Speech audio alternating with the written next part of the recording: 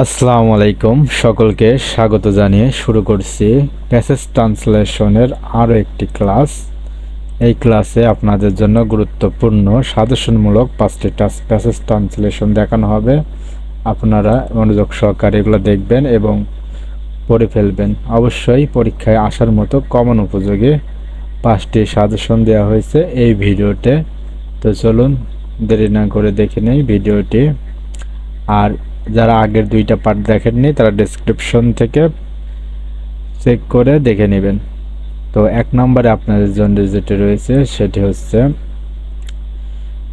স্বাস্থ্যই সম্পদ। শারীরিক সুস্থতার নামই স্বাস্থ্য। ভালো স্বাস্থ্য সুখের একটি নিশ্চয়তা। একজন স্বাস্থ্যবান দিনমজুরের রাতে মনের পরিপূর্ণ তৃপ্তির সাথে ঘুমোতে পারে। একজন স্বাস্থ্যবান ব্যক্তি তার পরিবারের সম্পদ। অন্যদিকে একজন অসুস্থ মানুষ সকলের বোঝা। তো এই ট্রান্সলেশনটাই আমরা অনুবাদ করে দেখব।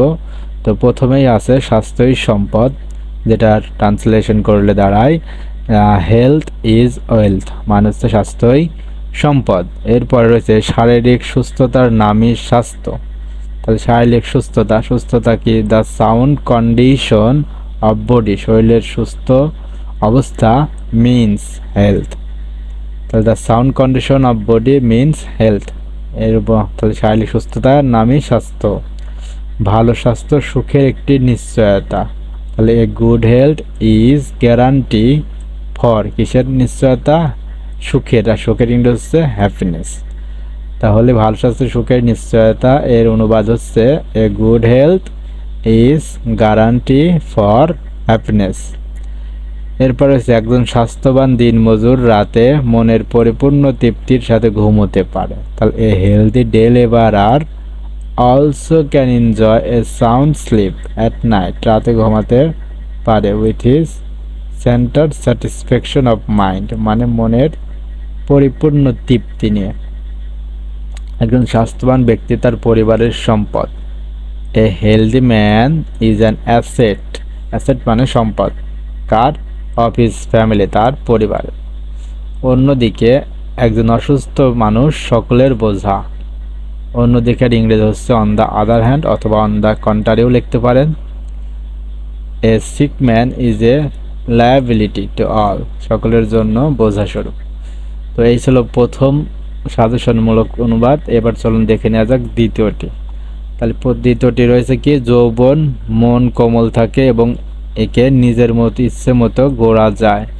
তাহলে এটা কি হবে? In youth mind is soft and can be shaped in any form we like. আমরা যেভাবে চাই যৌবনকালে আমাদের মন মানসিক বা ইচ্ছা মতো আমরা গড়ে তুলতে পারবো। সে সময় যদি কেউ ভালো অভ্যাস গড়ে তোলে এবং সে সঠিক আদর্শ গড়ে তোলে তবে সেই সফল হবেই। If anyone from good habits and adopt proper ideals at this hour, he will be successful when he grows up. সে অবশ্যই সফল হবে। সেজন্য যৌবনকে জীবনের সোনালী সময় বলা হয়। সো তাই বা সেজন্যে ইয়থ ইজ কল্ড, মানে বলা হয় যৌবনকে দ্য সিজন অফ লাইফ, জীবনের সোনালী সময়, অথবা গোল্ডেন অফ লাইফ বললেও চলবে। এবার চলুন দেখে নেওয়া যাক 3 নাম্বার। তো আপনার 3 নাম্বারটা রয়েছে বাংলাদেশ আমাদের প্রিয় জন্মভূমি। তাহলে কি হবে? বাংলাদেশ ইজ আওয়ার মাদারল্যান্ড, অথবা ডিয়ার মাদারল্যান্ড। তারপর এদেশকে আমরা ভালোবাসি, উই লাভ দিস কান্ট্রি। এদেশের মাটিতে সহজেই ফসল ফলে, crops grow very easily on the soil of this country. Soil মানে মাটি। ধান আর পাট আমাদের প্রধান ফসল। তাহলে প্যাডি মানে ধান আর জুট মানে পাট। তাহলে paddy and jute are our main crops. দেশের উন্নতির জন্য আমরা একসাথে কাজ করব। তাহলে উই উইল ওয়ার্ক, আমরা কাজ করব টুগেদার, একত্রে, ফর দ্য ডেভেলপমেন্ট, উন্নতির জন্য, কিসের? অফ আওয়ার কান্ট্রি, আমাদের দেশের। নেক্সট 4 নাম্বার ট্রান্সলেশনটা কি করতে হবে? ভোরে ওঠা স্বাস্থ্যের জন্য ভালো। Early rising is beneficial to health.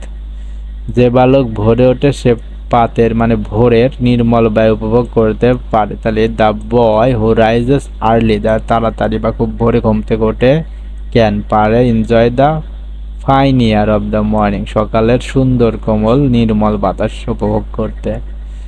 এরপর রয়েছে নদীর ধারে খোলা মাঠে ভ্রমণ করতে পারে, তাহলে he can take a walk, ভ্রমণ করতে পারে বাই দ্য রিভার সাইড, নদীর ধারে, ওপেন ফিল্ড, খোলা মাঠে। সে পাখির কলতান এবং সূর্যোদয়ের সৌন্দর্য উপভোগ করতে পারে। He can enjoy the sweet songs of the bird, পাখির গান বা কলতান, and see the beautiful sight of the sunrise, এবং সকালে যে সূর্য ওঠে সেই মুহূর্তটা সে উপভোগ করতে পারে। এবং অ্যাট লাস্ট 5 নাম্বার, দেশপ্রেমিক দেশকে ভালোবাসেন। দেশপ্রেমিকের ইংরেজি হচ্ছে প্যাট্রিয়ট, তাহলে প্যাট্রিয়ট লাভস হিজ কান্ট্রি, দেশের কল্যাণের জন্য তিনি জীবন উৎসর্গ করেন। He sacrifice his life for the welfare of the country, মৃত্যুর পরও তিনি বেঁচে থাকেন। He lives even after death, সে মৃত্যুর পরও বেঁচে থাকে কোথায়? মানুষের অন্তরে। তো এই ছিল আজকে আপনাদের সাজেশনমূলক প্যাসেজ ট্রান্সলেশন ক্লাস। আরও কয়েকটি প্যাসেজ ট্রান্সলেশন ক্লাস আপনাদেরকে দেওয়া হবে। তো বিগত যে 3টা প্যাসেজ ট্রান্সলেশন ক্লাস দিয়েছি অবশ্যই ভালো করে পড়ে রাখবেন, খুবই ইম্পর্টেন্ট, পরীক্ষা আসতে পারে।